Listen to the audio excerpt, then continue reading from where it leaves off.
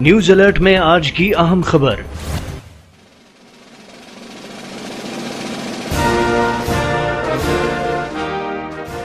ملک بھر میں 76واں یوم پاکستان ملی جوش و جذبے سے منایا جا رہا ہے، جبکہ اس موقع پر وفاقی دارالحکومت میں صبح کا آغاز 31 اور صوبائی دارالحکومتوں میں 21 توپوں کی سلامی سے ہوا۔ یوم پاکستان پر ملک میں عام تعطیل ہے۔ پریڈ کے آغاز پر وطن عزیز کے لیے خصوصی دعائیں کی گئیں۔ یوم پاکستان پر تمام سرکاری اور نجی عمارات پر قومی پرچم لہرائے جا رہے ہیں۔ یوم پاکستان کے موقع پر اسلام آباد میں مسلح افواج کی پریڈ کا انعقاد کیا گیا، جس میں تاریخ میں پہلی مرتبہ پاکستان کی تینوں مسلح افواج کے ساتھ ساتھ چین، ترکی اور سعودی عرب کے فوجی دستوں نے بھی حصہ لیا۔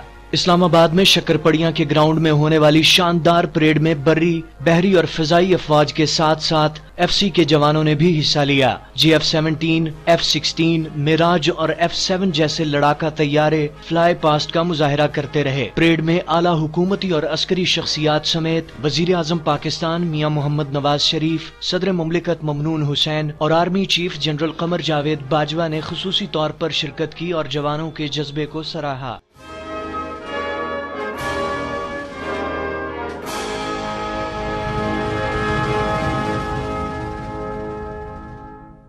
مزید خبروں اور اپڈیٹس کے لیے وزٹ کیجیے newsalert.com.pk